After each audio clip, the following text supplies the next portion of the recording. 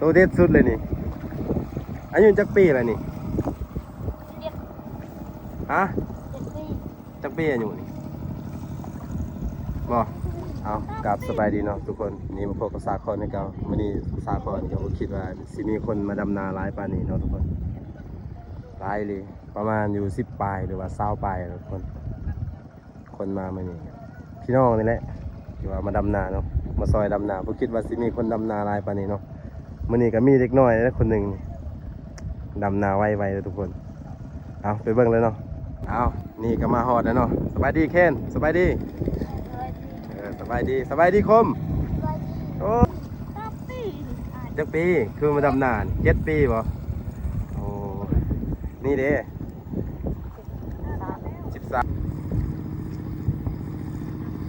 เสื้อดีแล้วทุกคนนี่แหละชีวิตแถวชนบทว่าชาวไร่ชาวนานี่ดำนาเด็กน้อยดำเป็นคุกคนเลยเนี่ยแบบดำนาเป็นพื้นฐานมาจากไสคม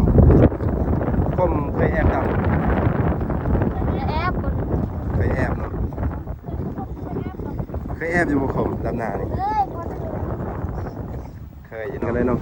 เป็นหลายคนเลยนะ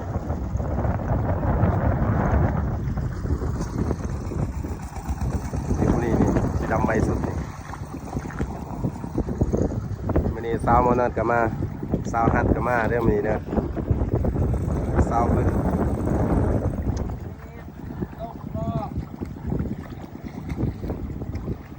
ดำใบกับคนนี้จะได้ดำใบสุดซื้อกดเนาะดำใบ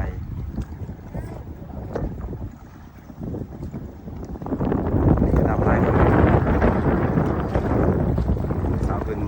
นางคืออยากสิตีแกเอาสหัสหัวมันว่าสหัสหัว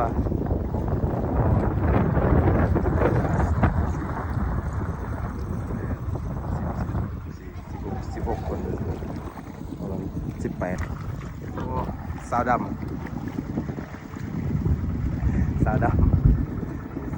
วยองไอโต้คนรอตัวเป็นยอกาไอโต้เป็นยอกาค่ะเดียวไปสิบอกไป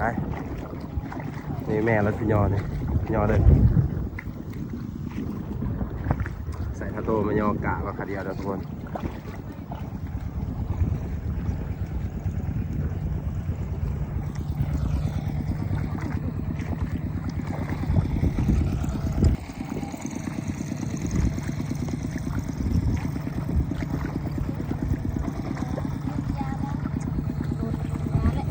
ม้วนบ่ดำนี่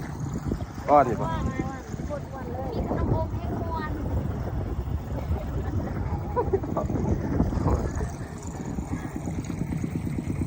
เป็นจะได้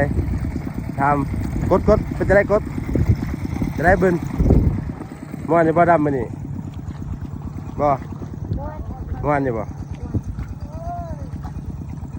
กะว่าแล้วบ่ดำมันนี่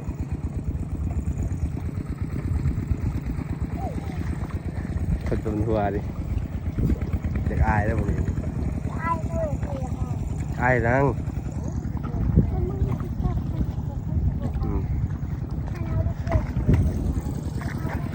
คนขาดกับแมน2 คนเลยทุกคนคนขาดมารถมีแต่คันเดียวเลยทุกคนเมื่อวานเนี่ยมันไทยเลยผมคิดว่าคนจะมาลายปานนี้แต่ก็ดีใจนะเห็นเราคนดำนาลายปานนี้มาเขาจะมาซอย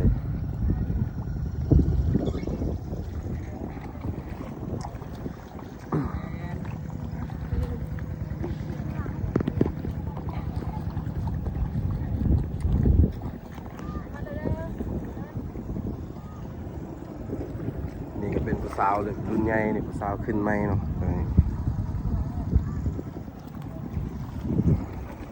ผู้บ่าวในคนเดียวได้ทุกคนเกาหลีเนาะผู้บ่าวคนเดียวนี่แหละสิสาวให้สาวนาได้ทุกคนดำนาทุกคน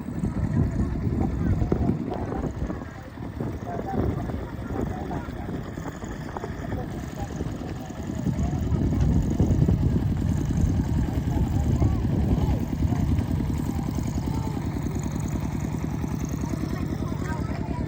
ไปไว้ตามไปไว้อยู่อยู่อยู่งานอยู่งานไปไปแหละเมื่อวานไปรับข้าวกับพวกเขาก็เอากลับมาขึ้นวันนี้วันไปดำหน้าค่ะว่าพ่อแหละโอ้โดนละ ราคาอยู่นี่เขาจ้างวันหนึ่งเท่าไหร ไป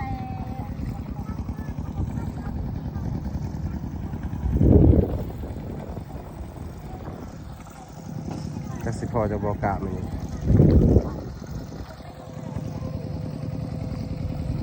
ลองทำไอคมนี่เนาะ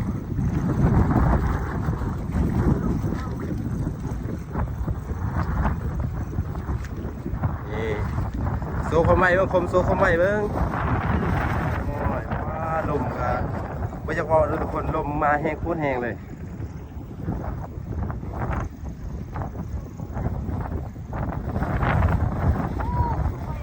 อายุเพียงแต่7 ปีแล้วดำนาเนี่ยเป็นไวเลย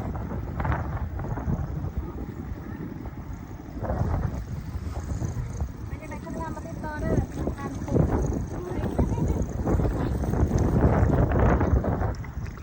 นี่แหละ ลูกเป็นยังไงดำนาจีนานาปีกไรดำนาเต้น เราจะได้เคนดำม้วนอยู่บ่ เข้าเป็นกากัน ฮะดำม้วนอยู่บ่ จะปีจะอยู่ ฮะ วัน ม้วนอยู่บ่ ห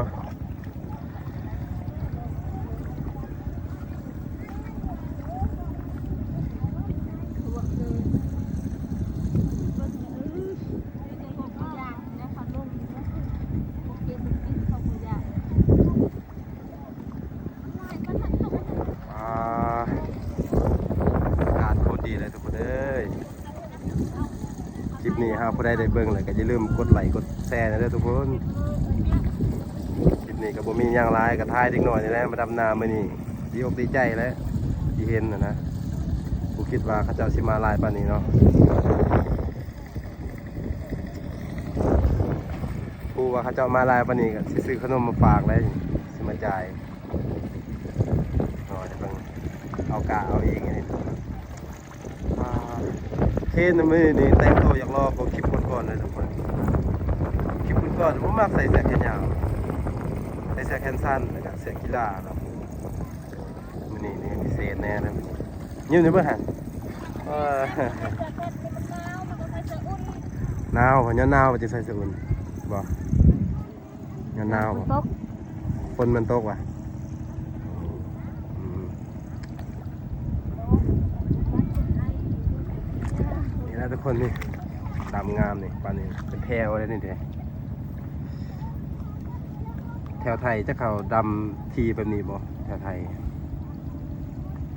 เขาสิดำห่างนะแต่ว่าแถวลาวนี่ดำห่างบ่ได้ได้ทุกคนคนดำทีจะได้กินเขาเลยดำห่างนี่แม่นได้กินแต่กก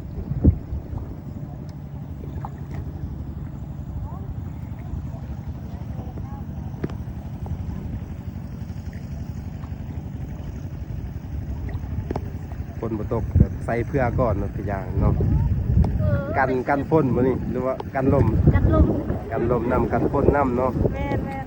อ๋อ กันฝนลม ดี มันยากเลยเวลาฝนมันมาแล้วก็สิเล่นขึ้นเล่นลง อ๋อ ใส่แล้วมันสบาย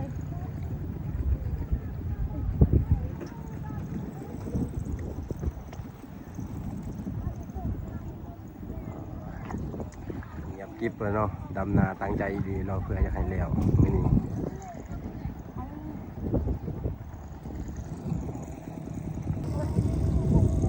อ่านกระดาษเป็นแถวอยู่เด้อ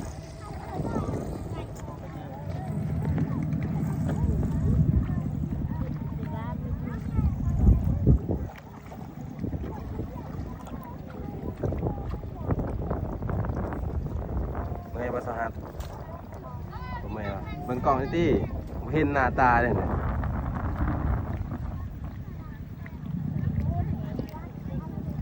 มันเนอแต่ดำไวเลยกดมันก็ดำไวกดแต่ดำไวไม่อยากให้ท่ายมันกด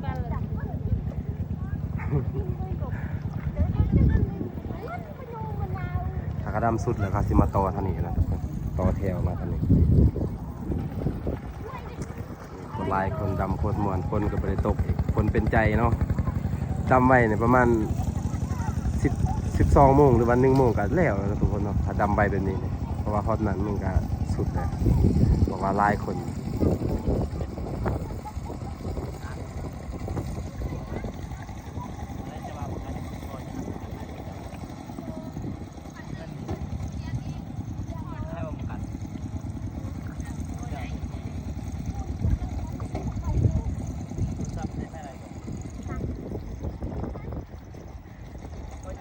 สาวดำกั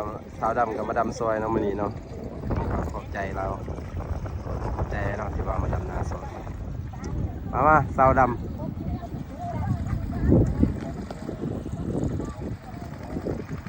โอ้แปลบมา ออกเปิดรองเท้าดำหน้า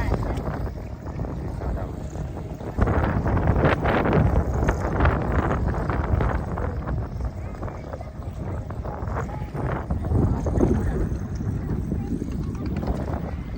สาวบื่นนี่เราไปอยากยิ้มเลยเนาะวันนี้เก็บกดอยู่ เพื่อนเราสิยิ้มน้องมื้อนี้เราไม่ได้ยิ้มเด้อทุกคน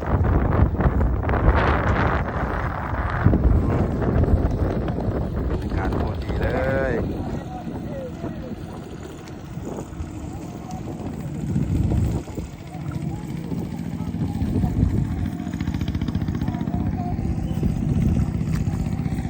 มีสาวให้สาวนา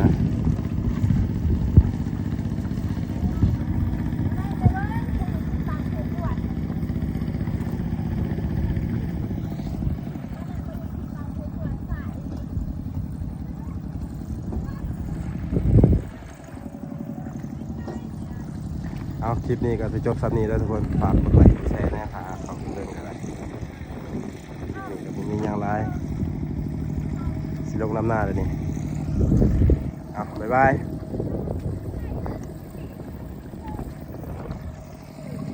บ๊ายบายทุกคน